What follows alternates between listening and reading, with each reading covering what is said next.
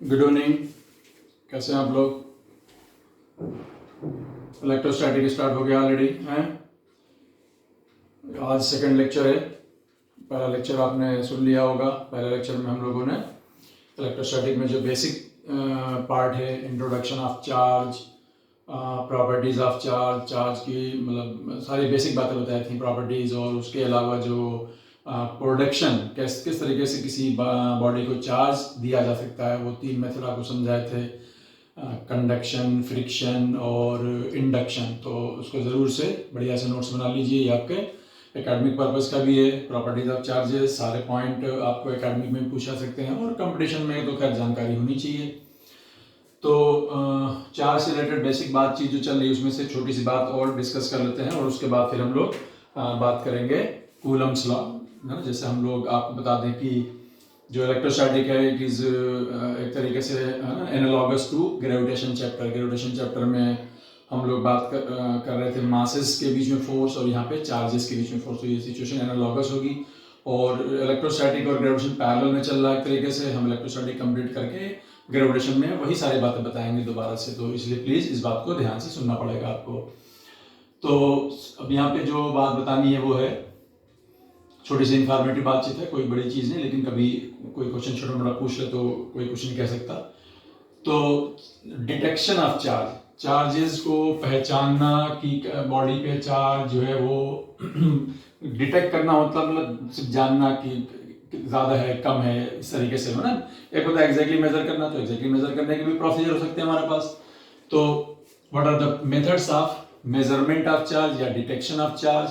तो डिटेक्शन और मेजरमेंट दो वर्ड है, मिलते जुलते वर्ड है। मेजरमेंट में एग्जैक्ट मेजरमेंट होता है, डिटेक्शन में अंदाजा लगता है कि हाँ यहाँ पे ज़्यादा है यहाँ पे कम है। तो प्लीज नोट कर लो, charges can be detected and measured by, यहाँ पे 3 इंस्ट्रूमेंट के नाम मैंने लिखा है, gold leaf electroscope, volt meter और ब्लास्टिक गैल्वेनोमीटर। तो वोल्ट मीटर की वर्किंग हम लोग कहीं बाद में देखेंगे, कैसे उसकी हेल्प से चार्ज को मेजर किया सकता है। गैल्वेनोमीटर मेनली करंट मेजरमेंट करने के लिए होता है, तो करंट मेजरमेंट करेंगे तो चार्ज मेजरमेंट हो ही जाएगा। ठीक है, इलेक्ट्रोस्कोप, गोल्ड लीफ इलेक्ट्रोस्कोप, ये यहाँ पे एक एकेडमिक लेवल पे डिस्कशन है और इसकी हेल्प से हम डिटेक्शन ही करते हैं, मेजरमेंट का तो एस्पेक्ट इसमें नहीं है मेरे ख्याल से। ठीक है, तो गोल्ड लीफ जो इलेक्ट्रोस्कोप है बेसिकली उसमें देखिए क्या चीजें हैं, क्या कितनी चीजें हैं इसमें। आप एक कोई बॉटल ले लीजिए, बॉटल पर उसके ऊपर एक कॉर्क फिट कर दीजिए, जानते हैं आसानी से।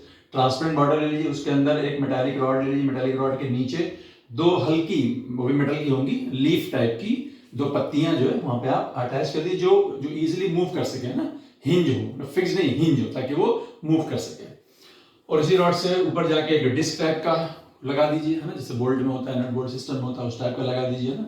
तो एक लंबा सा नट बोल्ट भी हो सकता है, नीचे लाके 2 क्या नाम है पत्तियां पतली पतली जैसे ब्लेड जैसी या कोई इस तरीके की जो हिंज हो, बैरल। तो ये तो हो गया इलेक्ट्रोस्कोप।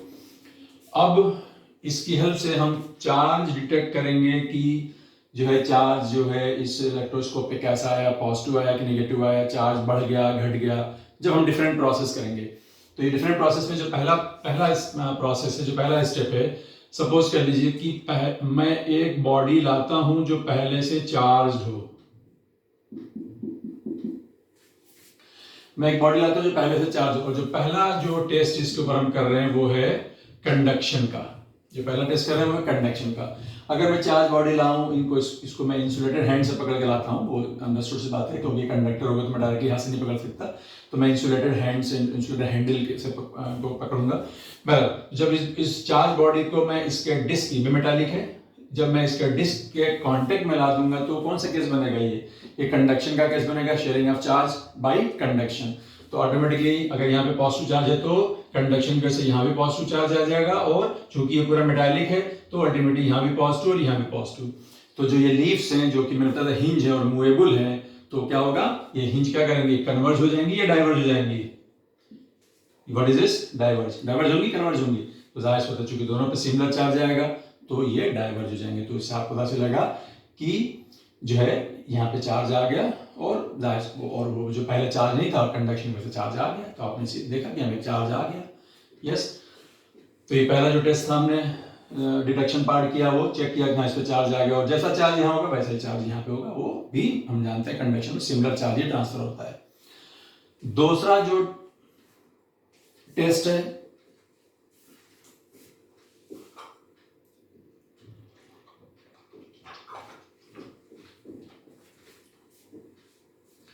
दूसरा टेस्ट है वो इंडक्शन जैसा टेस्ट है। दूसरा टेस्ट इंडक्शन जैसा, दूसरा और तीसरा दोनों ही टेस्ट इंडक्शन वाला है।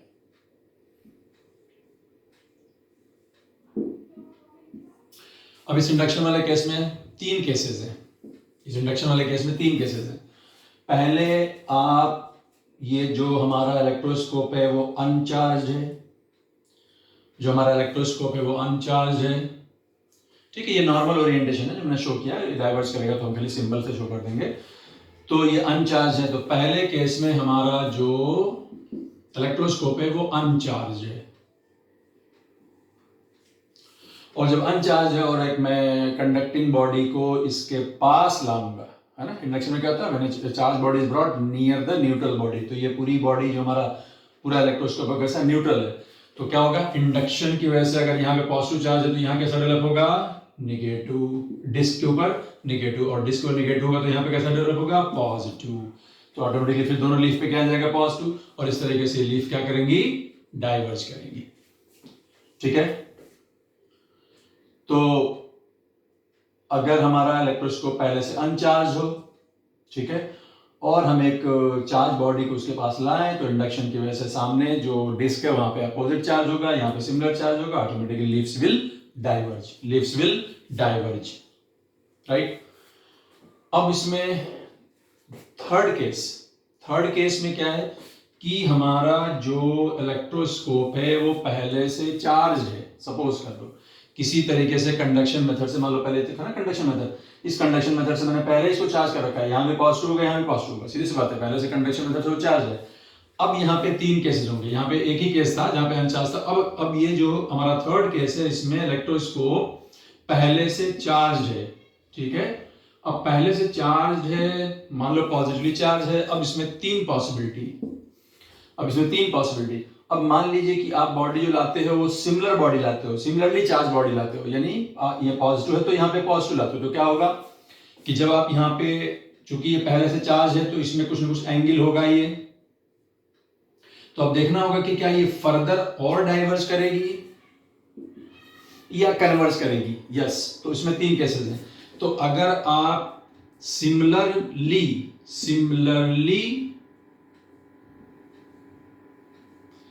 चार्ज बॉडी लाते हो तो क्या होगा, यहाँ पे पॉजिटिव, यहाँ पॉजिटिव, लेकिन जब आप यहाँ पे पॉजिटिव चार्ज बॉडी लाओगे तो इंडक्शन की वजह से यहाँ पे ये कैसा चार्ज, ये पॉजिटिव है, यहाँ पे इंडक्शन की वजह से कैसा चार्ज लाने की कोशिश करेगा, निगेटिव।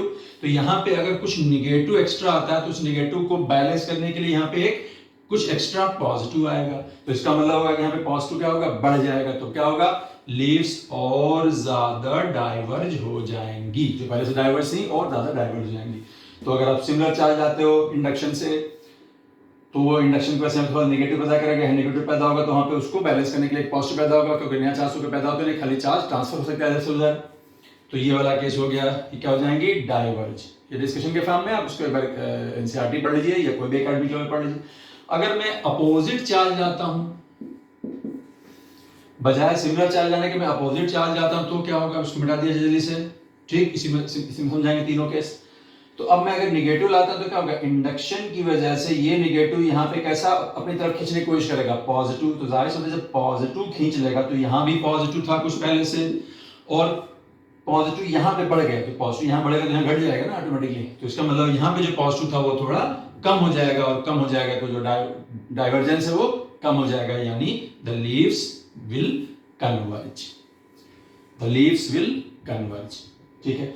अब इसमें एक स्पेशल केस है जो कि स्टार मार्क लगा के बोलेंगे, वो ये कि अगर मैं जो बॉडी ला रहा हूं वो अपोजिटली चार्ज हो, लेकिन वो बहुत हाईली ज्यादा चार्ज हो, तो हाईली चार्ज होगी तो क्या करेगी, वो बहुत हाई इंडक्शन करेगी, और इतना ज्यादा हाई इंडक्शन करेगी कि पहले से इस पे चार्ज पॉजिटिव था, इस पे पॉजिटिव था, लेकिन इतना ज्यादा हाई इंडक्शन करेगी कि यहाँ पे बहुत सारा पॉजिटिव डेवलप हो जाएगा, बहुत सारा पॉजिटिव होगा, तो यहाँ पे अल्टीमेटली क्या होगा, निगेटिव डेवलप हो जाएगा। बहुत सारा पॉजिटिव हो जाएगा तो यहाँ पे बहुत सारा नेगेटिव हो जाएगा, फिर से ये वापस डाइवर्ज हो जाएगी। तो ये स्पेशल केस है, नॉर्मल केस यही वाले दोनों होंगे जो आप आसानी से समझ सकते हो, खुद से सोच के समझ सकते हो, उसमें कोई रटने जैसा नहीं है।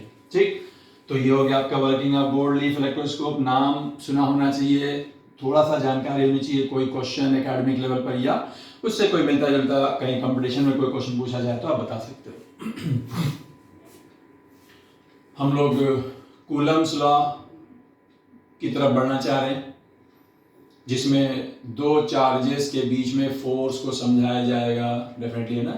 जैसे न्यूटन लॉ ऑफ ग्रेविटेशन में हमने बताया था, पहले होता है ग्रेविटेशनल फोर्स क्या है भाई, है force acting into bodies by virtue of mass. वैसे ही इलेक्ट्रोस्टैटिक फोर्स क्या है, force acting into bodies by virtue of charge. तो वही चीज है। तो नेचर के अंदर जितने भी टाइप के फोर्सेस है नेचर के अंदर, हम उनको यहाँ पे पहले डिवाइड करते हैं। आपने मैकेनिक्स में पढ़ा होगा नॉर्मल फोर्स, वेट, टेंशन, वो फोर्सेस जो थे वो नेचर के हिसाब से नहीं थे, वो जिन हालात में पैदा होते उसके हिसाब से उसका नाम रखा जाता है। ठीक है, यहाँ पे नेचर के हिसाब से, तो types of forces based on nature, तो यहाँ पे वो 4 टाइप के यहाँ पे नाम सुना होगा तो अच्छी बात है, नहीं तो ये इंफॉर्मेटिव बातचीत आपके सामने है।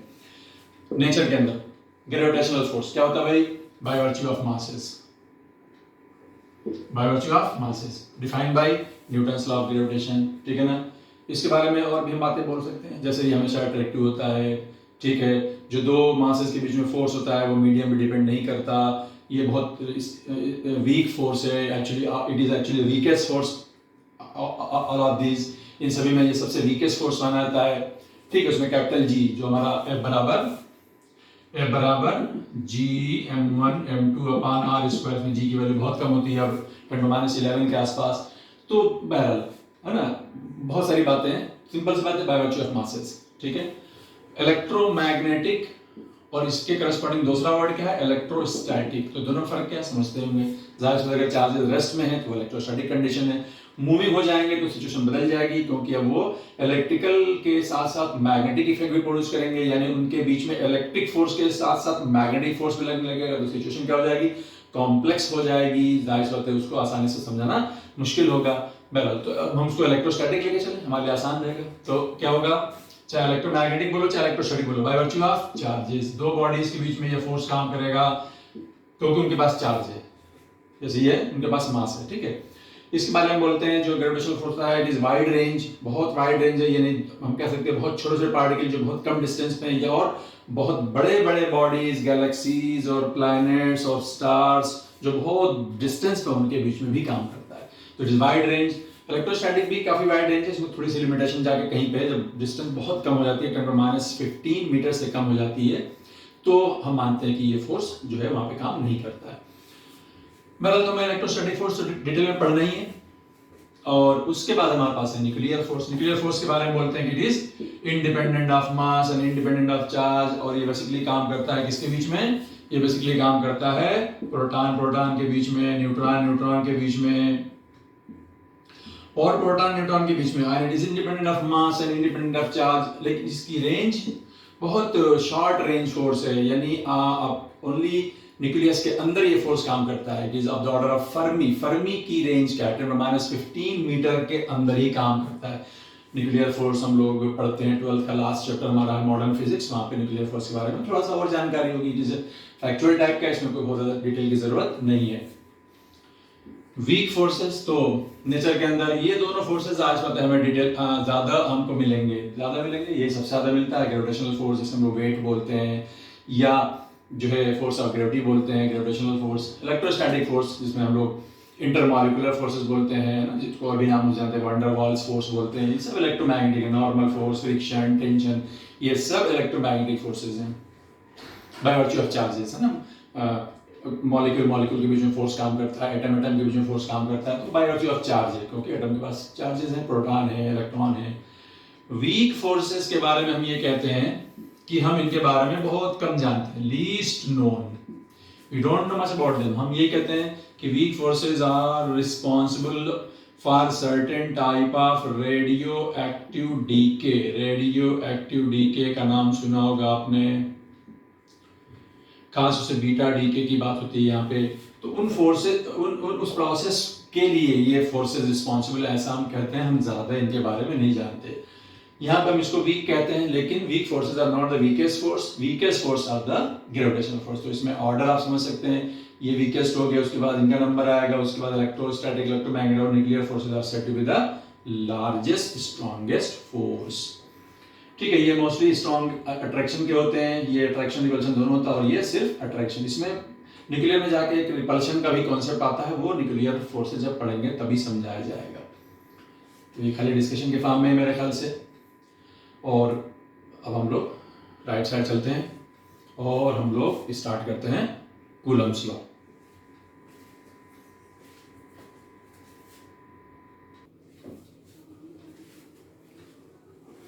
Okay, so let us start with Coulomb's law.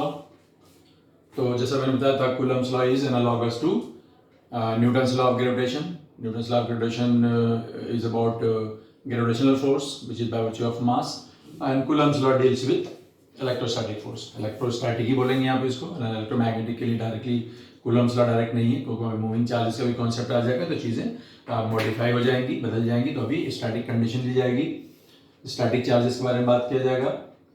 तो Coulomb's law deals about electrostatic force। तो ये लैंग्वेज बहुत फॉर्मल लैंग्वेज है, फॉर्मल मतलब कि आसान लैंग्वेज है और एकेडमिक लैंग्वेज है, फिर भी मैंने यहाँ पे नोट कर दिया, आप एक बार इसको सुन भी लीजिए, नोट कर लीजिए जल्दी से। According to this law the force of interaction word बोलते हैं, फोर्स एक दूसरे पे फोर्स लगाने के लिए इंटरैक्शन वर्ड होता है। तो इंटरैक्शन यहाँ पे अट्रैक्शन और रिपल्शन दोनों भी हो सकता है। According this law the force of interaction that is attraction और रिपल्शन बिटवीन टू स्टेशनरी, तो यहाँ पे सबसे ज्यादा static condition stationary point charges. जो लॉ है वो बेसिकली पॉइंट चार्ज के लिए है। पॉइंट चार्ज समझते हैं, पॉइंट मास का कॉन्सेप्ट होता है, पॉइंट ऑब्जेक्ट, तो the size of the object is very small, समझ गए ना। According to this law the force of interaction that is attraction और repulsion between two stationary point charges kept at a separation in a medium dependent है, इसलिए medium बताना पड़ेगा कौन सा medium, in a medium is directly proportional to the product of the two charges। समझते हैं इस चीज को, directly proportional to the product of the two masses, है ना। F is directly proportional to m1 into m2, तो is inversely proportional to the inversely proportional to square of the distance between the two charges। ऐसे laws को हम लोग inverse square laws भी कहते हैं, इनवर्स स्क्वायर लॉज। तो ये दोनों फोर्सेस ये दोनों पॉइंट उस फोर्स के, इलेक्ट्रोस्टैटिक फोर्स के गिवन बाय कूलम्स लॉ के मेन पॉइंट्स हैं regarding magnitude of the force. इसके अलावा और जो बातें हैं वो उसके बारे में और बता रहे हैं कि भाई और क्या क्या उसके साथ चीजें एसोसिएटेड हैं। तो तीसरा पॉइंट क्या है, depends upon the nature of the medium. वो हमने पहले बता दिया, मीडियम में कौन सा मीडियम बताना पड़ेगा, हवा में, पानी में, किसी और मीडियम में, है ना। Depends on the nature of the medium, उस पर डिपेंड करेगा, उसको समझाएंगे कि कौन सा नेचर मीडियम का, कौन सा नेचर यहाँ पे काम आएगा हमारे। जो फोर्थ पॉइंट है, always acts along the line joining the two charges, यानी इस जो फोर्थ पॉइंट है वो उस फोर्स की डायरेक्शन के बारे में इंडिकेशन दे रहा है। अब डायरेक्शन में इस बात पे डिपेंड करेगा कि वो दोनों चार्जेस जो हैं वो सिमिलर हैं या वो अपोजिट चार्जेस हैं। तो अगर वो सिमिलर चार्जेस होंगे तो उनमें रिपल्शन होगा, वो एक दूसरे को रिपेल करेंगे, और अगर अपोजिट चार्जेस होंगे तो क्या करेंगे, अट्रैक्ट करेंगे। तो इस डेफिनेशन में पूरा जो है वो ओवरऑल व्यू आ गया हमारे सामने। अब इसको मैथमेटिकल टच देंगे, ये डेफिनेशनल एस्पेक्ट है, उसको मैथमेटिकल टच देंगे। उसके लिए हमने एक सिचुएशन ले लिया है। सपोज करो दो चार्जेस हैं, पॉइंट चार्जेस हैं, केप्ट एट सेपरेशन r, किसी मीडियम में रखे हैं। इस मीडियम को हम कैसे पहचानेंगे, इस मीडियम की पहचान किस तरीके से करेंगे, वो पता चल जाएगा। बहरहाल जो पहला दो पॉइंट है सिंपल है, सिंपलेस्ट है, तो सबसे पहले उन दोनों को रखते हैं। तो अगर हमारे पास दो चार्जेस हैं Q1 और Q2 के, इनके बीच का सेपरेशन है r, तो फर्स्ट टू पॉइंट्स क्या करें, पहले दो पॉइंट को मिला दिया जाए। चलिए पहला पॉइंट पहले लिख दीजिए, F is directly proportional to Q1 into Q2, है ना, यही पेन यूज करते हैं ब्लैक वाला।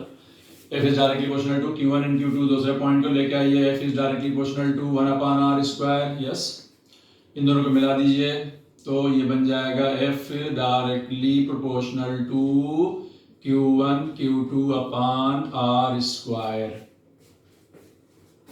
अब जाहिर सी बात है ये प्रोपोर्शनल साइन को हटाएंगे यहाँ से तो एक कांस्टेंट आएगा, कांस्टेंट ऑफ प्रोपोर्शनलिटी, तो इसको लिखा था F इज इक्वल टू के, छोटा के है यहाँ पे, Q1 Q2 अपान आर स्क्वायर। चलिए ये क्वेश्चन नंबर 1 आ गई, ये आपका फोर्स का फार्मूला आ गया।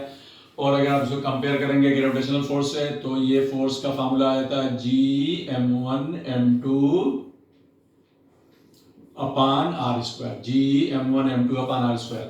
So that is your Newton's law of gravitation, force between two masses, और ये हो गया force between two charges, ये हो गया Coulomb's law।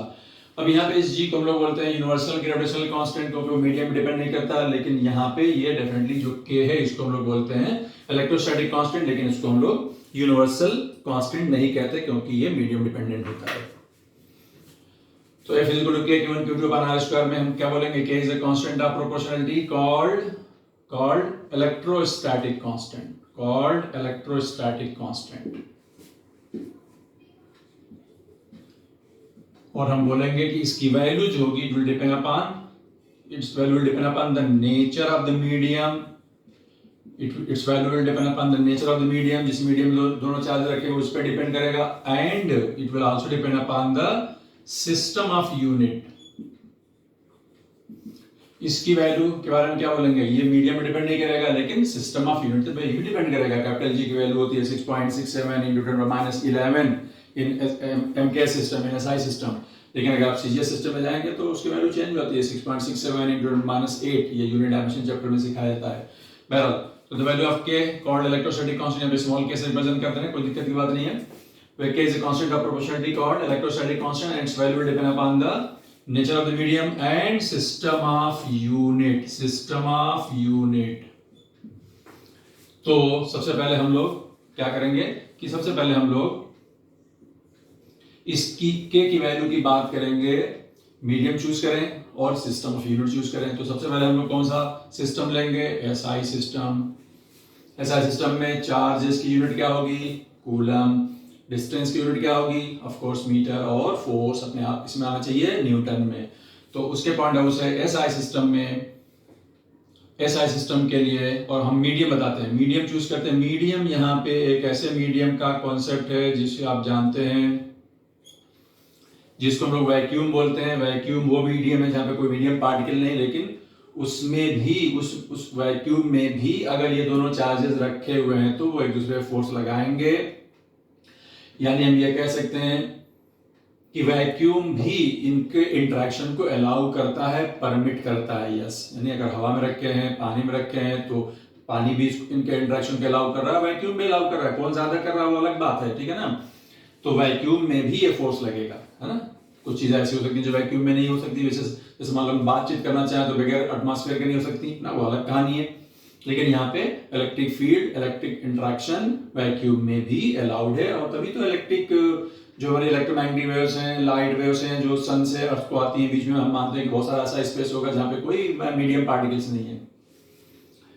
तो द वैल्यू ऑफ के will depend upon the medium, nature of the medium and the system of unit. तो सिस्टम ऑफ यूनिट हमने चूज की एसआई सिस्टम, और वैक्यूम के लिए हम लोग के की वैल्यू को कैलकुलेट करेंगे, डिटरमिन करेंगे एक्सपेरिमेंटली। सपोज या हम उसको बोलेंगे के की value is determined experimentally in SI system, यानी आप एसआई सिस्टम यूज करेंगे। और वैक्यूम के लिए हम इसको एक्सपेरिमेंटली कैलकुलेट करें तो जो के की वैल्यू आती है वैक्यूम के लिए, that comes out to be nearly 9 × 10⁻9। यहाँ से यूनिट क्या होगी के की यूनिट क्या होगी, यहाँ से देख लीजिए, के की यूनिट होगी newton metre square, newton metre square per coulomb square, newton metre square per coulomb square. Check कर सकते हैं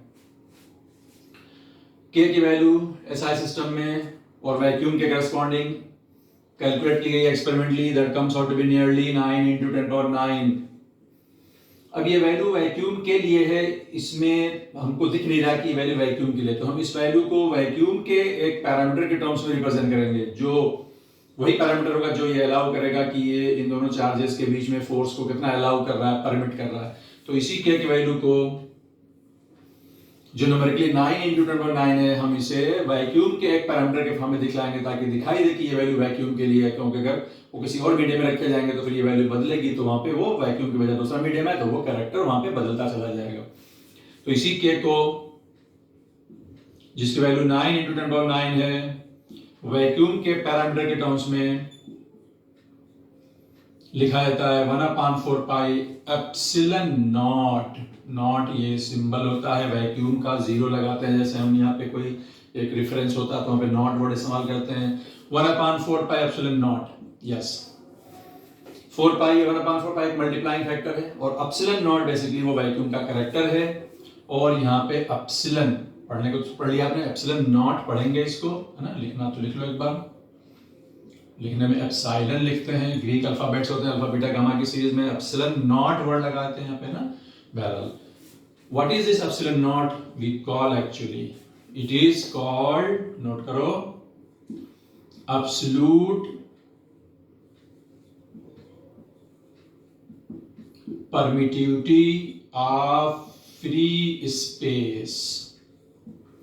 एब्सोल्यूट वर्ड का इस्तेमाल किया जाता है, समथिंग रेफरेंस, जीरो जो चीज कोई चीज होती है जीरो, मतलब यहाँ पे वैल्यू जीरो नहीं है लेकिन रेफरेंस के पॉइंट ऑफ उसे, तो वहां पे दोनों वर्ड आ रहे हैं, एब्सोल्यूट भी आ रहा है, फ्री स्पेस भी आ रहा है। अगर किसी और सिर्फ किसी और मीडियम को कहना होगा तो ना हमें एब्सोल्यूट लगाना वर्ड है, ना हमें फ्री स्पेस लगाना, सिंपली बोल रहे हैं परमिटिविटी ऑफ दैट मीडियम। तो absolute not is absolute permittivity of free space, यानी एब्सोल्यूट परमिटिविटी ऑफ वैक्यूम। ठीक है, तो यहां से देखा जाए तो हमने के की वैल्यू को न्यूमेरिकली हमने बताया पहले आया था ना, और उसके बाद में 1/4 का एप्सिलॉन नॉट रख दिया। यहां से हम चाहें तो एप्सिलॉन नॉट की वैल्यू कैलकुलेट कर सकते हो कि 4 पाई एक मल्टीप्लाइंग फैक्टर है। तो यहां से एप्सिलॉन नॉट की वैल्यू को कैलकुलेट किया जाएगा, वैक्यूम की परमिटिविटी को कैलकुलेट किया जाएगा, तो ये वैल्यू आती है 8.85 इंटू 10⁻12 कैलकुलेट हो जाएगा, कोई दिक्कत नहीं, याद रखिएगा। अब इसकी यूनिट क्या होगी? इसकी यूनिट क्या है? इसकी यूनिट है न्यूटन मीटर स्क्वायर। ये यूनिट है न्यूटन मीटर स्क्वायर, 4 पाई का कोई यूनिट नहीं है, तो एप्सिलॉन नॉट की क्या हो जाएगी? उसका रेसिप्रोकल, उसका रिवर्स हो जाएगी, तो इसकी यूनिट होगी कूलम स्क्वायर, कूलम स्क्वायर पर न्यूटन मीटर स्क्वायर। तो आप यहां से नोट कर लीजिए इसे। तो यहां पे हमने पहले जनरलाइज वे में लॉ को बताया आपको कि इलेक्ट्रोस्टैटिक कांस्टेंट इसकी वैल्यू डिपेंड करेगी मीडियम के ऊपर, और सिस्टम ऑफ यूनिट फील्ड में सिस्टम तो एसआई सिस्टम चूज कर लिया है। यहाँ पे अगर मैं ब्रीफ में आपको बता दूं शॉर्ट में कि अगर हमने मीडियम तो खैर वैक्यूम ही लिया है, अगर हम यहाँ पे एसआई सिस्टम के बजाय सीजीएस सिस्टम ले लें तो सीजीएस सिस्टम के लिए जाहिर बात है चार्जेस की यूनिट क्या यूज करेंगे हम लोग? ईएसयू ऑफ चार्ज याद है आपको, आर सेंटीमीटर में यूज होगा, फोर्स डाइन में आएगा, और यहाँ पे जो के की वैल्यू एक्सपेरिमेंटली कैलकुलेट की गई वो है 1। तो अगर आप सीजीएस सिस्टम में सॉल्व करोगे तो ये फार्मूला सिंपली हो जाता है Q1 Q2 अपान R स्क्वायर। ध्यान रखिएगा, ये जस्ट इंफॉर्मेटिव है, सीजीएस सिस्टम के बारे में ज्यादा बात नहीं होती है हमसे। ठीक है, के की यूनिट आपके सामने आ गई, के का डायमेंशन फार्मूला बना सकते हो, और जो के का डायमेंशन फार्मूला होगा और फिर जो एप्सिलॉन नॉट का होगा जाहिर से उसका रेसिप्रोकल होगा। ठीक है, तो आगे बढ़े। तो ये हो गया आपका फार्मूला फोर्स का बिटवीन द टू चार्जेस। के की वैल्यू रख दी जाए, है ना, के की ये वैल्यू रख दी जाए।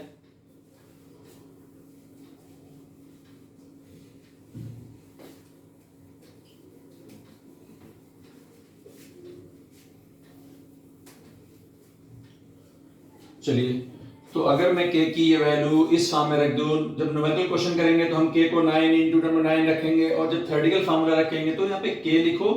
और अगर वैक्यूम के लिए बात करें जो कि मोस्ट ऑफ द टाइम, अच्छा यहाँ पे एयर और वैक्यूम एक ही चीज है, मैं आपको बता दूंगा, ठीक है ना, एयर और वैक्यूम एक ही चीज है प्रैक्टिकली, दोनों के लिए सेम। और कैसे समझा देंगे 1 मिनट के अंदर। बहरहाल, तो के की वैल्यू को 1/4 रखेंगे, तो यहाँ पे अब जो फार्मूला आ जाएगा, है ना, अब जो फार्मूला आ जाएगा, दो चार्जेस जो वैक्यूम में रखे हैं Q1 Q2 के, उनके बीच का सेपरेशन R है, तो जो फार्मूला बन के आएगा वो आएगा F नॉट, इसको कह दूं, और K की वैल्यू कितनी आ गई? 1/4 pi epsilon not Q1 Q2 upon R square. ये हो गया क्वेश्चन नंबर 2। ठीक है, तो this is the formula for the force between two charges kept in vacuum, और सिर्फ मैग्नीट्यूड की बात हो रही है, अभी डायरेक्शन के बारे में हम बात नहीं कर रहे हैं। ओके, अब सवाल ये होता है कि अगर ये दोनों चार्जेस रख दिए जाएं किसी और मीडियम में, ठीक है, if this two charges are kept in some other medium,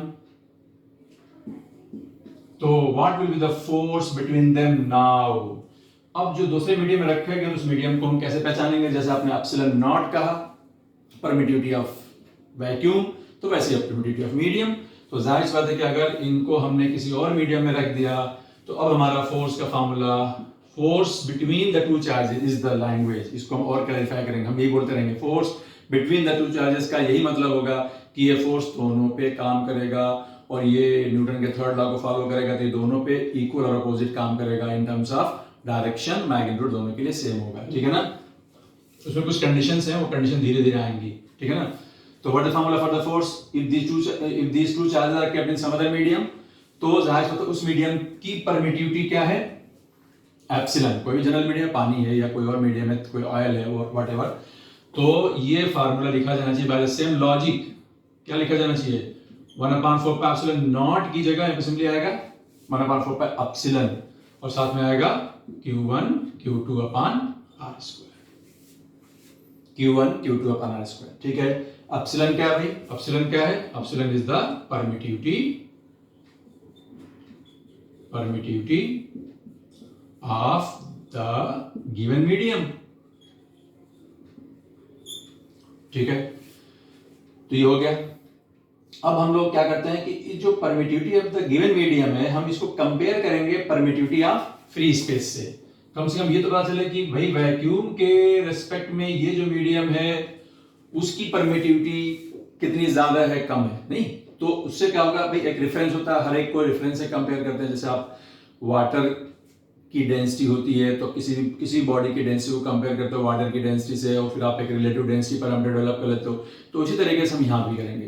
तो इस मीडियम की हम लोग डिफाइन करेंगे relative permittivity,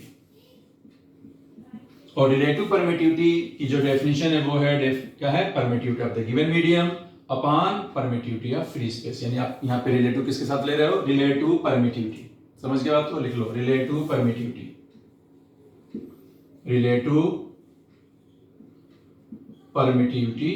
permittivity of the medium, ठीक है। Epsilon R is equal to epsilon upon epsilon naught, permittivity of the medium upon permittivity of the free space. तो इस तरीके से, अच्छा, जो रिलेटिव परमिटिविटी है उसके लिए हम लोग एक और सिंबल भी यूज करते हैं जिसको हम लोग के बोलते हैं, और इसको एक और नाम भी देते हैं जिसको हम लोग बोलते हैं डाइलेक्ट्रिक कांस्टेंट। एक्चुअली डाइलेक्ट्रिक जो वर्ड है ये इस्तेमाल होता है नॉन कंडक्टिंग मीडियम के लिए। जाहिर होता है मीडियम कैसा होगा? कंडक्टिंग होगा या नॉन कंडक्टिंग होगा? अगर ये कंडक्टिंग मीडियम हो तो ये सारे चार्जेस तो सब मिक्स होकर सब डिस्ट्रीब्यूट हो जाएंगे। तो मीडियम हमारी तरफ से जो है हमेशा कैसा रहेगा?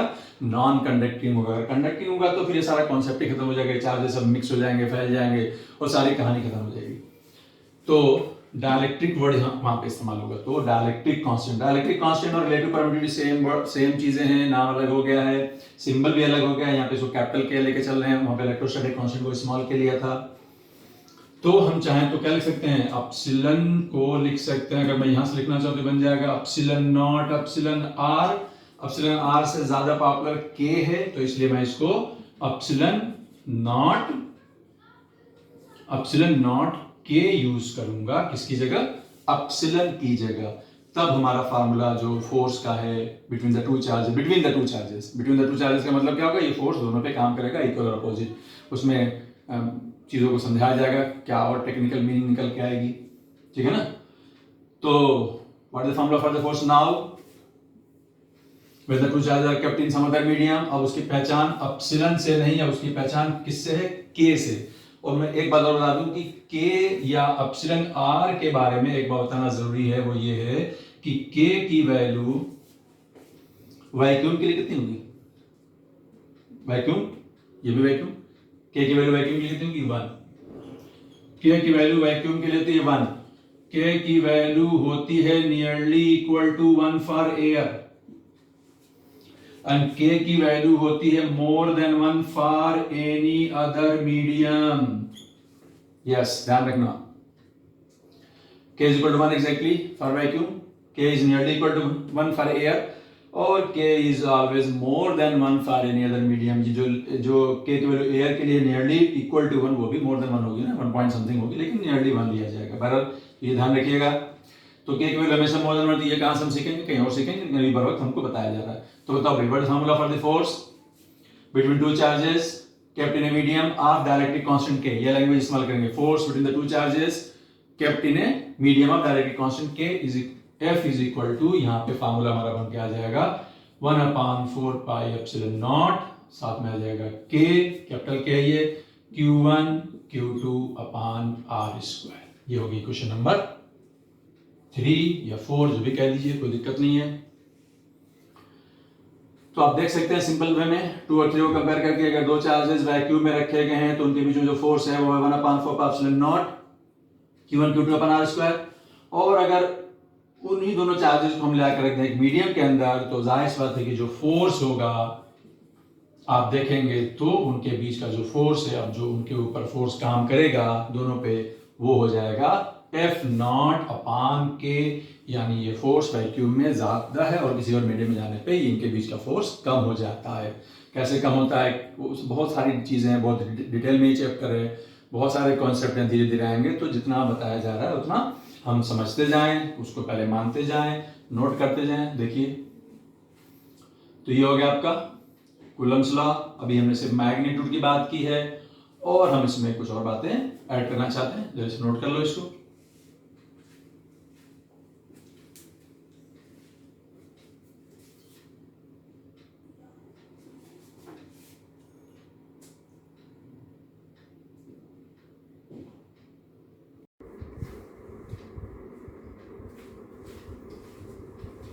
राइट, तो कूलम्स लॉ हमने डिफाइन कर लिया।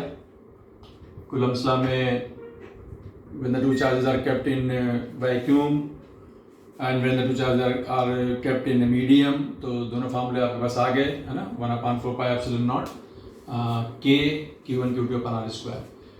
अब हम लोग एप्लीकेशन में जाना चाहेंगे, लेकिन उससे पहले थोड़ी सी लास्ट बातचीत हम लोग कर रहे हैं, इंफॉर्मेटिव। तो what are the important points? अभी सारे आ चुके हैं, लेकिन एक बार फिर से हम मेंशन कर दे रहे हैं, तो आपके पास नोट्स में आ जाएंगे। What are the important points regarding electrostatic force defined by Coulomb's law? Electrostatic force defined by Coulomb's law, ठीक है ना। तो electrostatic force defined by Coulomb's law, तो फर्स्ट पॉइंट क्या है, चेक कर लीजिए। Applicable for point charges, applicable for point charges, है ना। बेसिकली जो डेफिनेशन है वो पॉइंट चार्ज के लिए, but can be extended for distributed charges, but can be extended for distributed का मतलब होता है बिगर चार्जेस, रॉड है, स्फीयर है, डिस्क है, रिंग है, उनके लिए एक्सटेंड किया सकता है। जाहिर सी बात है, जब हम पॉइंट चार्ज की वजह से कोई चीज़ हम जानते हैं तो फिर हम उसको बड़े चार्जेस के लिए इंटीग्रेशन में कहा कॉन्सेप्ट आ जाएगा, वो हम कर लेंगे, वो आगे आएगा। तो बेसिक डेफिनेशन जो है एप्लीकेशन दिख रही है कि वो पॉइंट चार्ज के लिए है, बट इसको हम एक्सटेंडेड चार्जेस के लिए, डिस्ट्रीब्यूटेड चार्जेस के लिए भी एक्सटेंड कर सकते हैं, बिगर बॉडीज के लिए भी एक्सटेंड कर सकते हैं, समझा सकते हैं। देखेंगे सारे फॉर्मूले ड्राइव किए जाएंगे। Next one, valid for stationary charges only, है ना, not for moving charge. Moving charges आएंगे तो सिचुएशन बिल्कुल बदल जाएगी, डायरेक्टली ये लॉ उसको हैंडल नहीं कर पाएगा। तो please understand, valid only for stationary charges, not for moving charges. उसके बाद यहाँ पे ये पॉइंट है जो बहुत इंपॉर्टेंट नहीं है, जस्ट एक अभी आपको जहन में रहे कि अगर दो चार्जेस, जैसे खासतौर से दो प्रोटॉन हैं, अगर वो उनके बीच का सेपरेशन न्यूक्लियस के अंदर है, उनके बीच का सेपरेशन बहुत कम हो जाए, तो फिर ये फार्मूला वहाँ पे जाके फेल हो जाएगा। वहाँ पे किस तरीके से फार्मूला काम करेगा नहीं मालूम है। तो valid only if the distance between the charges is not less than 10⁻⁻15 metre. और उसके बाद ये पॉइंट ऑलरेडी आ चुका है, फिर भी ये दोबारा आ रहा है। The law is analogous to Newton's law of gravitation. Yes, तो आप इसको न्यूटन्स लॉ ऑफ ग्रेविटेशन के कंपेरेबल मान सकते हैं, एनालॉगस मान सकते हैं। दोनों में काफ़ी सिमिलरिटी है, जो डिफरेंसेस वो भी हैं। तो जो डिफरेंसेस हैं, एक तरीके से ये सारे पॉइंट जो नीचे आ रहे हैं, हम इन सभी पॉइंट्स को क्या कर सकते हैं, कंपेयर कर सकते हैं कि electrostatic force defined by Coulomb's law और gravitational force defined by Newton's law में जो है क्या डिफरेंसेस हैं, क्या सिमिलरिटीज हैं। तो एनालॉगस तो है ही है, लेकिन सबसे खास बात क्या है कि जो ग्रेविटेशनल फोर्स है that is very small as compare to electrostatic force. अगर हम 2 इलेक्ट्रॉन ले लें, यहाँ पे छोटा सा डायग्राम मैंने बनाया, 2 इलेक्ट्रॉन ले लें, मान लो उनके मास मालूम है हमको, उनके चार्जेस मालूम है, अगर उनको 1 सेंटीमीटर पर रख दिया जाए तो आप कैलकुलेशन करेंगे तो जो इलेक्ट्रोस्टैटिक फोर्स आएगा और जो ग्रेविटेशनल फोर्स आएगा उनके बीच का, उसकी वैल्यू आएगी 10⁻43, यानी कि इलेक्ट्रोस्टैटिक फोर्स बहुत लार्ज होगा। ठीक है, मास भी छोटा है, कैपिटल जी भी छोटा है, इस वजह से ये फैक्टर आ रहा है। यहाँ पे 2 पॉइंट और मैंने मार्क रख रखे हैं ये समझाने के लिए कि ग्रेविटेशनल फोर्स और इलेक्ट्रोस्टैटिक फोर्स में क्या डिफरेंस है। तो आप जानते हो कि जो ग्रेविटेशनल फोर्स है it is only attractive in nature, जबकि electrostatic forces can be attractive, can be repulsive. तो एक पॉइंट यहाँ पे होगा अट्रैक्टिव रिपल्सिव वाला, ठीक है ना। ग्रेविटेशनल फोर्स खाली अट्रैक्टिव होगा, जबकि जो हमारा इलेक्ट्रोस्टैटिक फोर्स है वो अट्रैक्टिव रिपल्सिव दोनों हो सकता है। और तीसरा पॉइंट यहाँ पे क्या हो सकता है कि हमने कहा था कि जो ग्रेविटेशनल फोर्स है G capital G m1 m2 upon r square पे कैपिटल जी एक यूनिवर्सल कांस्टेंट है, वो मीडियम पे डिपेंड नहीं करता। तो हमारा जो इलेक्ट्रोस्टैटिक है वो मीडियम पे भी डिपेंड करता है, ग्रेविटेशनल फोर्स मीडियम पे डिपेंड नहीं करता। It follows Newton's third law, यानी अगर फार्मूला लिखते हैं 2 चार्जेस के बीच में फोर्स का फार्मूला लिखते हैं तो ये फोर्स दोनों पे काम करेगा, equal and opposite, action reaction जिसको बोलते हैं। ठीक है, तो हम उसको और समझेंगे कि भाई इस फोर्स को कैसे समझा जाएगा। बार सिंपल वे में ही कहा जाएगा कि यस, सिंपल फॉर्म में न्यूटन्स थर्ड लॉ फॉलो हो रहा है। ये कंजर्वेटिव फोर्स होता है, gravitational force is also conservative force, दोनों कंजर्वेटिव हैं। ठीक है, ये भी न्यूटन के थर्ड लॉ को फॉलो करता है। यस, कंपेयर करते हैं, दोनों सेंट्रल फोर्स की तरह बिहेव करेंगे। सेंट्रल फोर्स जिसकी डायरेक्शन हमेशा टुवर्ड्स सेंटर हो सकती है, जैसे अगर हम ये कहते हैं कि न्यूक्लियस के अंदर प्रोटॉन्स हैं, न्यूक्लियस के अंदर पॉजिटिव चार्ज है और इलेक्ट्रॉन जिसके पास एक नेगेटिव चार्ज है, अगर ये घूम रहा है सर्किल में तो इस इलेक्ट्रॉन पे फोर्स हमेशा किधर काम करेगा, towards the centre. Central force की क्या खास बात होती है कि चूंकि ये फोर्स हमेशा इस सेंटर की तरफ काम करेगा, तो इसी पॉइंट के रेस्पेक्ट में, सेंटर के रेस्पेक्ट में अगर इस फोर्स का टॉर्क लिया जाए तो क्या आएगा, टॉर्क 0, क्योंकि फोर्स हमेशा सेंटर की तरफ काम करेगा, उसका टॉर्क क्या होगा, 0। और जब टॉर्क 0 होगा तो एंगुलर मोमेंटम जो मूविंग पार्टिकल है उसका क्या रहेगा, कंजर्व्ड। ये चीज आपने ग्रेविटेशन में पढ़ी होगी, जहाँ पे इलिप्टिकल पाथ हो या सर्कुलर पाथ हो, सैटेलाइट घूमता है सर्किल में और अर्थ फॉर एग्जांपल उस पर फोर्स लगाती है और वो फोर्स हमेशा टुवर्ड्स द सेंटर काम करेगा अर्थ के, और वो भी ग्रेविटेशन होता है और उस सैटेलाइट का एंगुलर मोमेंटम क्या रहता है, कंजर्व्ड रहता है। द फोर्स इज ए, यहाँ पे एक वर्ड नोट कर लो, the force is a two body interaction, यानी ये 2 चार्जेस के बीच में फोर्स की बात करेगा। अगर वहां पे 3 चार्जेस हैं तो जाहिर सी बात है वहां पे ये जो फार्मूला होगा 2 के बीच के फोर्स को समझाएगा। 3 होंगे तो तीनों का मुझे अलग अलग समझाना पड़ेगा, ये इस पे लगा रहा, वो उस पे लगा रहा, लेकिन एक बार में 2 के बीच में लगेगा। It is a two body interaction. Note कर लीजिए, समझ लीजिए।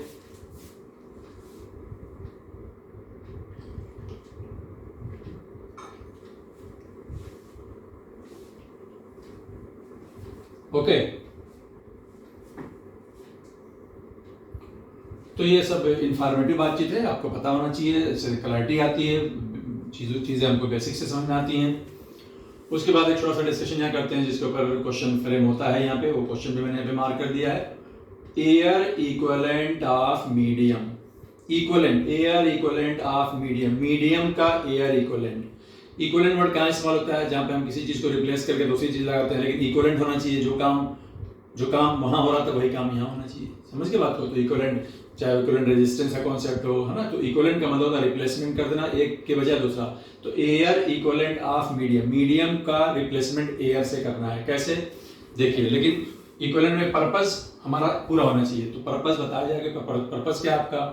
तो यहाँ पे इसको इस तरीके से रखा जाएगा कि जैसे मान लीजिए कि आपके पास 2 चार्जेस हैं Q1 और Q2 के, आपने इनको रख दिया है r डिस्टेंस पर इन ए मीडियम। यहाँ पे मैं एक बात मेंशन करूंगा कि जो दोनों चार्जेस हैं वो मीडियम में पूरी तरीके से डुबो दिए जाते हैं। अगर पार्शियली डूबे होंगे तो फिर डायरेक्टली हमारा फार्मूला 1/4 के काम नहीं करेगा, क्योंकि उसमें पूरा मीडियम में डुबोने का कॉन्सेप्ट है। पार्शियली डूबेगा तो फार्मूला वैलिड नहीं होगा। सिमेट्री वर्ड होता है, सिमेट्री का वर्ड आता है, जब तक पूरी तरह डूबे होगा तो बात नहीं बनेगी।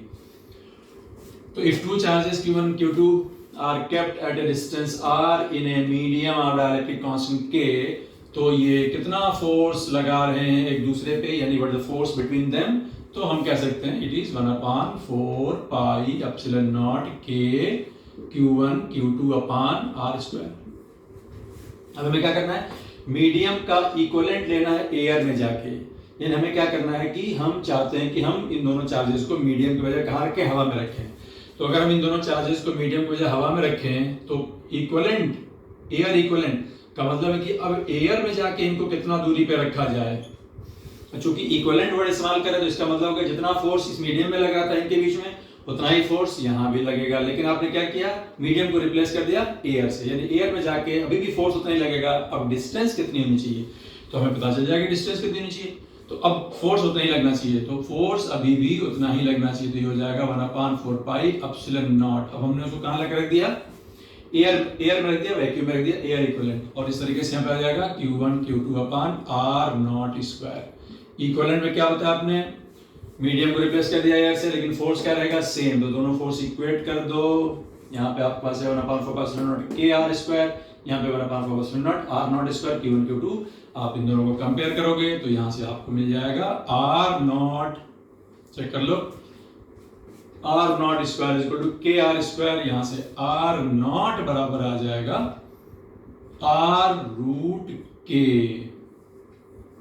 कहने का मतलब ये है कि अगर वो मीडियम के अंदर R डिस्टेंस पर रखे गए थे और उनके बीच में एक फोर्स काम कर रहा था, तो अब अगर आप उनको एयर में ला के रखोगे तो उनके बीच का सेपरेशन कितना करना होगा, R रूट K। ये ज्यादा डिस्टेंस रखना होगा क्योंकि एयर में फोर्स ज्यादा हो जाता है, इसलिए फोर्स को उतना ही मेंटेन रखने के लिए हमने क्या किया, डिस्टेंस को थोड़ा बढ़ा दिया ताकि फोर्स उतना ही काम करे। तो मीडियम की बजाय आप उन्हें हवा में रख सकते हैं, एयर में रख सकते हैं, वैक्यूम में रख सकते हैं। और जो सेपरेशन उनके बीच में होगा, एयर सेपरेशन, एयर डिस्टेंस, वो होगी R रूट के। R जो था मीडियम में था, राइट।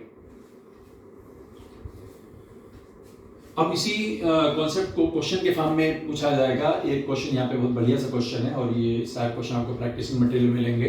देखिए क्वेश्चन में पूरा मैंने नहीं लिखा है, आप पूरा लिखना लिख लीजिएगा, डायग्राम बना लीजिए। Two charges Q1 Q2 are kept at a separation R, ठीक है। उन दोनों चार्जेस के बीच में एक डायरेक्ट्रिक मीडियम है,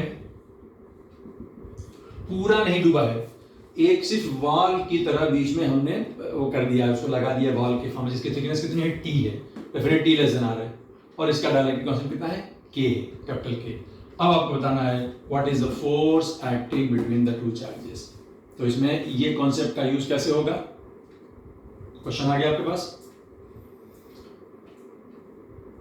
इस कॉन्सेप्ट का कैसे यूज होगा। देखो दोनों चार्जेस के बीच में और बाकी हर जगह तो एयर है, सिर्फ इस बीच में एक डायरेक्ट्रिक की एक दीवार यहाँ पे खड़ी है, पूरी लंबी चौड़ी दीवार होनी चाहिए। तो अब हमें क्या करना है कि इस दीवार को रिप्लेस कर देना है, किससे, एयर से। तो ऑलरेडी इन दोनों चार्जेस के बीच में एयर सेपरेशन कितना है, यहाँ पे T है, तो बचे हुए हिस्से में क्या है, यहाँ पे क्या है, एयर है, यहाँ पे क्या है, एयर है। तो कितने हिस्से में एयर है, R माइनस टी में क्या, ऑलरेडी एयर। अब मैं इस T को जो डायलेक्ट्रिक मीडियम है उसको भी रिप्लेस कर दूं, तो T थिकनेस के डायलेक्ट्रिक मीडियम को रिप्लेस करूंगा तो कितना थिकनेस का एयर आना चाहिए, R डिस्टेंस को जो मीडियम में थी उसको रिप्लेस किया तो कितना आ गया था, R रूट के। तो जाहिर सी बात है T थिकनेस को रिप्लेस करूंगा तो इसके बदले में कितना एयर डिस्टेंस आएगी, दैट विल बी, इसके बदले में जो इसका इक्विवेलेंट होगा वो कितना होगा, T रूट के। ये भी एयर हो गया, ये है ना, तो मुझे की स्लैब बढ़ गया और वहां पे एयर आ गया, लेकिन एयर थिकनेस T के बदले में क्या आएगी, T रूट के। और पहले से ऑलरेडी कितनी थी एयर थिकनेस में, R माइनस टी। तो total air thickness, total air separation जो इनके बीच का माना जाएगा वो माना जाएगा R माइनस टी, तो पहले से थी, प्लस इस डायलेक्ट्रिक के बदले में कितनी आएगी, T रूट के। ये होगी total air distance between them. अब माना जाएगा ये एयर में आ चुके हैं और इनके बीच जो फोर्स होगा that will be simply 1/4 pi epsilon not. अब K को रिप्लेस कर चुके हैं हम, सिंपली एयर आ चुका है, Q1 Q2 अपान R नॉट स्क्वायर। ये आपने इसको एयर के फॉर्म में रिप्लेस कर दिया है। तो इसके ऊपर न्यूमेरिकल में कन्वर्ट करके कोई क्वेश्चन आपसे पूछेगा, तरीका यही होगा, आप ऑलरेडी इतने हिस्से में एयर है और ये जो स्लैब है जो मीडियम है उसको भी आपने एयर से रिप्लेस कर दिया। तो ये क्वेश्चन मैं आपको कराऊंगा, या आपको मिल जाएगा क्वेश्चन प्रैक्टिसिंग मटेरियल में, तो आप उसको जरूर से कीजिएगा। और अब हम लोग मोस्टली थ्योरी पार्ट हमारा हो चुका है, हम लोग एप्लीकेशन करेंगे और इसके बाद अभी तक हमने इस फोर्स के मैग्नीट्यूड की बात की, अब हम जरा सा डायरेक्शन की बात करेंगे। डायरेक्शन के बारे में ऑलरेडी मैंने बताया कि भाई जो फोर्स होगा that will act along the line, attractive होगा, रिपल्सिव होगा वगैरह, लेकिन उसे हम प्रॉपर्ली डायरेक्शन यानी वेक्टर फॉर्म में अगर बताना चाहेंगे तो उसको प्रॉपर तरीका होना चाहिए, तो वेक्टर फॉर्म में बताएंगे। तो we will go for the next discussion. इसको बता देते हैं पहले, ठीक है। उसको लोग बोलेंगे Coulomb's law in vector form, ठीक है, Coulomb's law in vector form.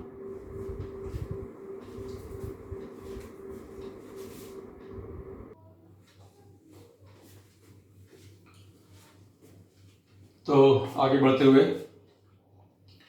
यहां पे अब हम लोग बात करेंगे Coulomb's law in vector form. Coulomb's law in vector form का मतलब है कि हम जो कूलम्स लॉ का फार्मूला है हमारा, अभी तक हमने उसको मैग्नीट्यूड फॉर्म में बताया था, अब उसको डायरेक्शन के फॉर्म बताएंगे, वेक्टर फॉर्म में बताएंगे।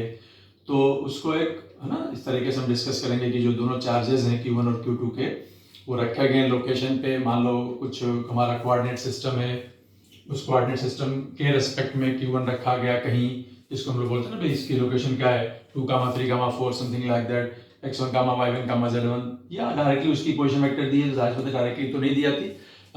x1 y1 z1 के टर्म्स में दी जा सकती है, इसको x2 y2 z2 दे सकते हैं। अभी बर वक्त r1 r2 मान लेते हैं, वो ऑटोमेटिकली आपको मालूम होना चाहिए r1 क्या होता है भाई, x1 i cap, y1 j cap है ना। तो जब x y z का इस्तेमाल हो रहा तो हम automatically i cap, j cap और k कैप में जा सकते हैं। तो ये हमारे पास कोई 3 डायमेंशनल कोऑर्डिनेट सिस्टम है और हमें बताना है फोर्स जो काम करेगा Q1 पे या Q2 पे वेक्टर फॉर्म में। तो देखिए पहली बात बताया गया, तो जो फोर्स होगा वो किधर काम करेगा, अलोंग द लाइन ज्वाइनिंग। अब डिपेंडिंग अपॉन कि दोनों सिमिलर चार्जेस हैं तो वो रिपल्शन का होगा, और अपोजिट चार्ज है तो अट्रैक्शन का होगा। तो जाहिर सी बात है कि अगर मैं यहाँ पे मान लो कि दोनों पॉजिटिव है, बर वक्त मान लेते हैं आसानी के लिए दोनों पॉजिटिव हैं, तो जाहिर सी बात है इसमें क्या होगा, रिपल्शन होगा। ये है हमारा 1 और ये हमारा 2, Q1 Q2 1 2 ऐसा नाम दे सकते हैं हम, है ना। इसको ए और बी लोकेशन भी दे सकते हो, कोई दिक्कत की बात नहीं है। तो इनके बीच का सेपरेशन जो आर है ना वेक्टर फॉर्म में आर, वो जाहिर सी बात है कि मैं आसानी से r1 r2 के टर्म्स में ला सकता हूं, क्योंकि यहाँ पे ये r जो आएगा वो r1 r2 के सब्ट्रैक्शन से आएगा। ये आपको vector addition subtraction parallelogram law में मालूम होना चाहिए। तो जो r होगा वो r1 माइनस r2 या r2 माइनस r1 होगा। डिपेंड करता है कि r की डायरेक्शन किधर है ना। तो जाहिर सी बात है आपको फोर्स कौन सा निकालना है, ये फोर्स निकालना है। ये कौन सा फोर्स है, F21, force on 2 due to 1। ये वाला फोर्स कौन सा है, F12। ये दोनों फोर्सेस इक्वल और अपोजिट हैं, आपको कोई एक फोर्स निकालना होगा एक बार में, क्योंकि दोनों मैग्नीट्यूड सेम आएंगे लेकिन डायरेक्शन में डिफरेंट आएंगे।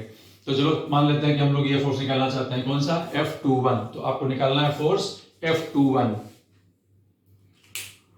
तो F21 को हम इस तरीके से लिखेंगे, F21 को क्या लिखेंगे हम लोग, F R कैप, मैग्नीट्यूड और यूनिट वेक्टर, याद है आपको। तो ये हो जाएगा F कितना आएगा, है ना, 1/4 पाई एप्सिलॉन नॉट, लिखना लिख दीजिए, कोई दिक्कत नहीं। Q1 Q2 अपान R स्क्वायर, ये R जो मैग्नीट्यूड आएगा, साथ में आएगा R कैप F21। सवाल ये होता है कि F21 की जो डायरेक्शन है वो मैग्नीट्यूड आ गया, जो डायरेक्शन है वो R कैप, ठीक है। लेकिन R कैप का यूनिट वेक्टर है, यूनिट वेक्टर किसी का नहीं होता, यूनिट वेक्टर हम डिस्प्लेसमेंट से निकाल के फोर्स में यूज कर लेंगे, ठीक है। तो ये जो R कैप है वो F21 से मैच होना चाहिए। तो R कैप किधर लिया जाए, लेफ्ट की तरफ या राइट की तरफ, क्योंकि मेरा F21 किधर जा रहा है, राइट वर्ड। तो बेसिकली जो मेरा वेक्टर R होना चाहिए वो ये वाला होना चाहिए। ये R वेक्टर मेरे F21 को सेटिस्फाई कर रहा है, और ये R वेक्टर और उसकी डायरेक्शन का है यूनिट वेक्टर। तो वेक्टर और यूनिट वेक्टर में कोई दिक्कत नहीं। तो R कैप को क्या लिखा सकता है, R कैप को लिखा सकता है वेक्टर R अपान R, R उसका मैग्नीट्यूड है जो हमने यहाँ पे ऑलरेडी यूज किया। तो इस तरीके से बन जाएगा 1/4 pi epsilon not Q1 Q2 upon R cap को लिखा जाएगा R वेक्टर अपान R, और एक R आके यहाँ पे R क्यूब हो जाएगा। अब ये जो R वेक्टर है वो कौन सी वाला R वेक्टर है वो हमको दिख रहा है, ये R वेक्टर पूरा का पूरा है, और R वेक्टर कहां से कहां जा रहा है, A से B, A से B। तो इसकी वैल्यू क्या होगी, डिस्प्लेसमेंट A से B आएगा ना, क्या लिखा जाएगा, फाइनल माइनस इनिशियल। तो जाहिर सी बात है जो वेक्टर R है वो A से B है, तो आपको लिखना पड़ेगा R वेक्टर बराबर क्या लिखोगे आप, R2 माइनस R1, क्योंकि कहां से कहां जा रहा है, A से B। तो आपको लेना पड़ेगा final position minus initial position. तो यहाँ पे फाइनल पोजीशन R2 आएगी। ये बात मेरे ख्याल से समझ में आनी चाहिए, इसमें दिक्कत है तो आप जरूर से बता दीजिएगा।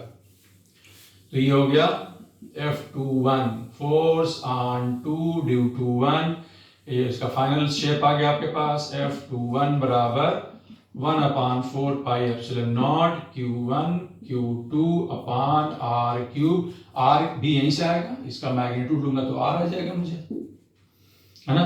और यहाँ पे R वेक्टर को मुझे लिखना होगा R2 minus R1, I am sorry R2 minus R1, बस हो गया।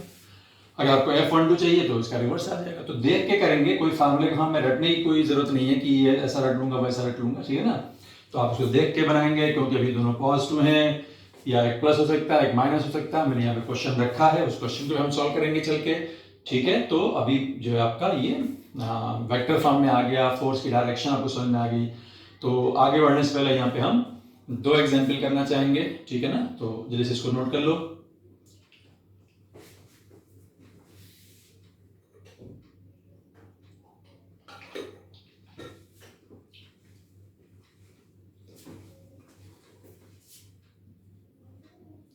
तो जैसे जैसे हम आगे बढ़ते जाते हैं, हमने जो बातें पहले सीखी हुई उनका इस्तेमाल होता है। अगर आपको इन बातों में क्लैरिटी नहीं है इनिशियल लेवल पर, तो definitely you will feel difficulty, और उसका सीधा इलाज है कि हमको जाके उन चीज़ों को क्लैरिफाई करनी, जिस तरीके से भी उसकी पॉसिबिलिटी हो, चाहे टीचर से समझे चाहे आपस में समझे, कुछ भी करके।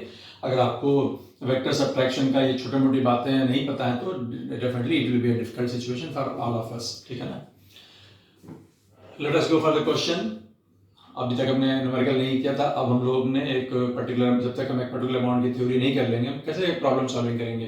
तो एक पूरा पिक्चर ज़हन में बन जाती है कि भाई ये कॉन्सेप्ट है, ये सब्जेक्ट है, ये थ्योरी है, और फार्मूले हैं, और वगैरह वगैरह।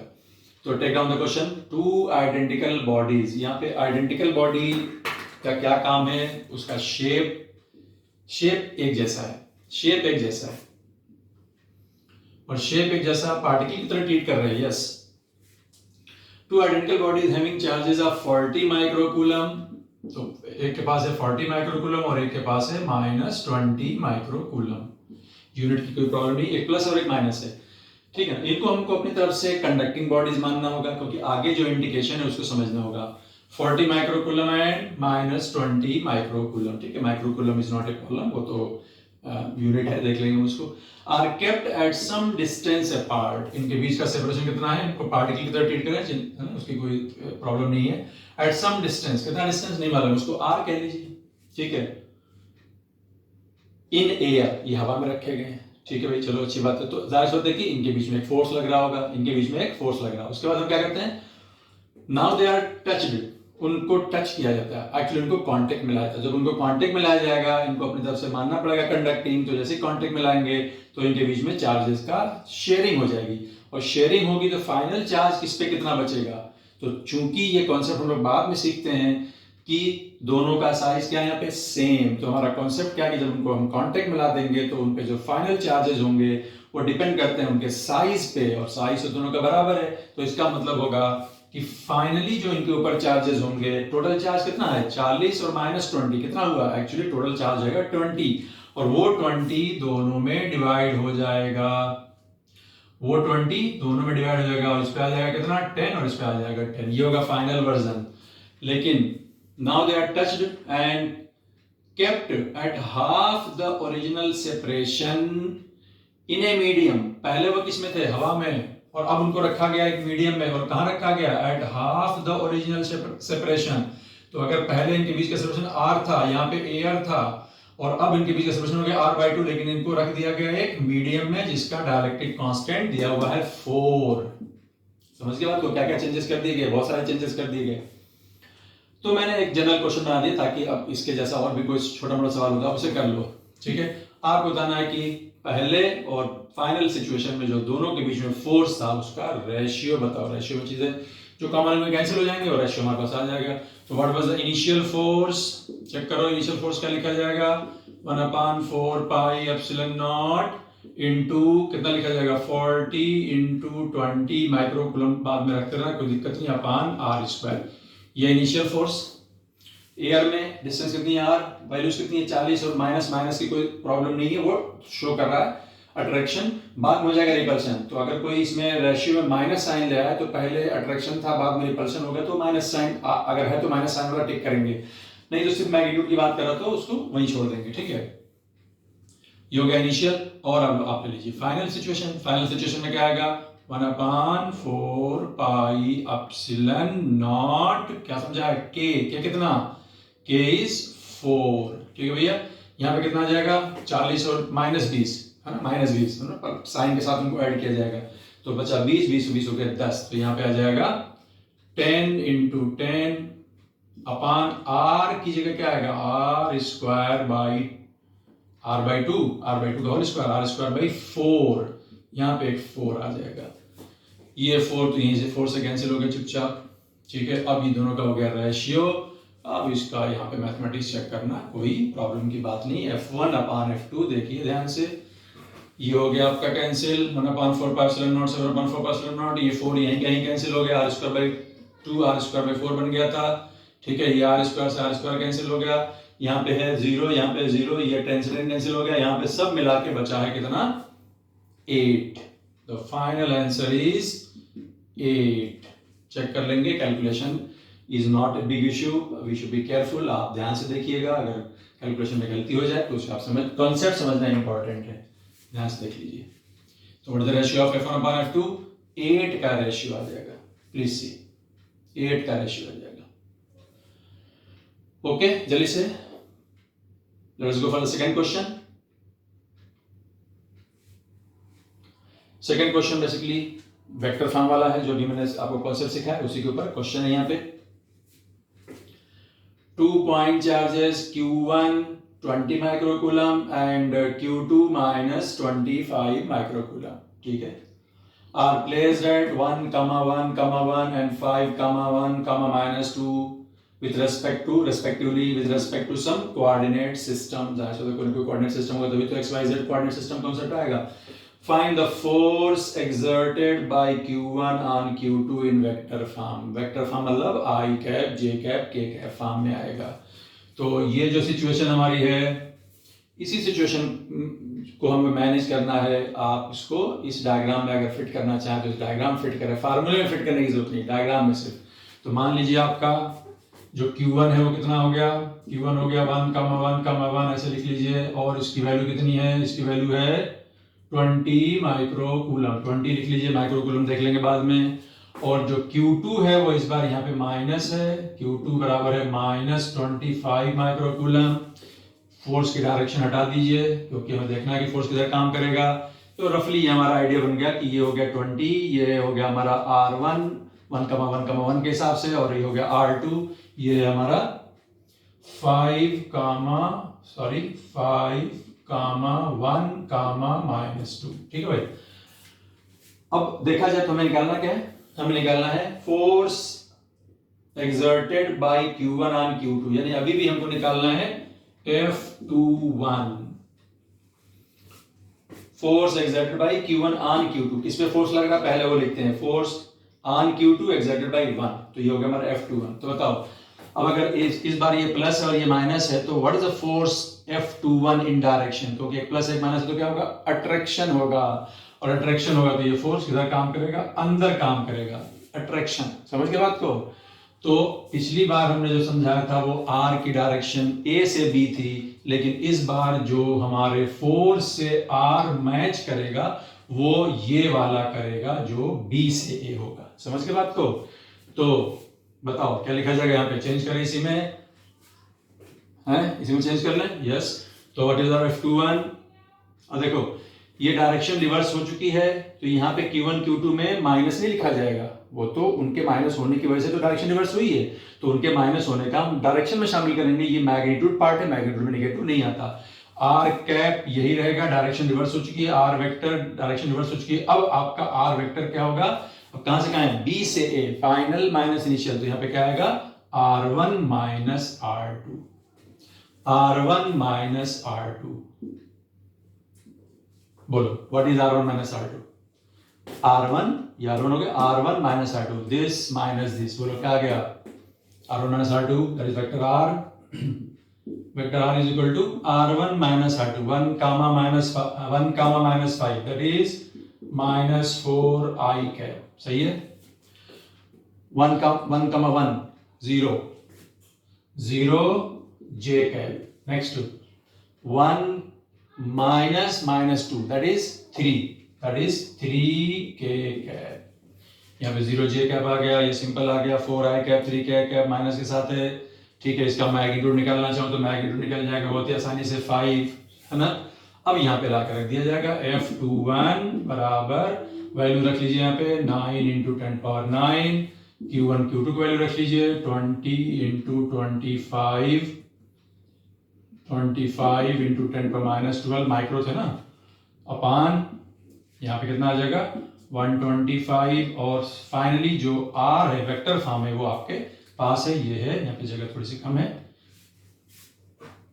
ये हो जाएगा -4i cap plus 3k cap.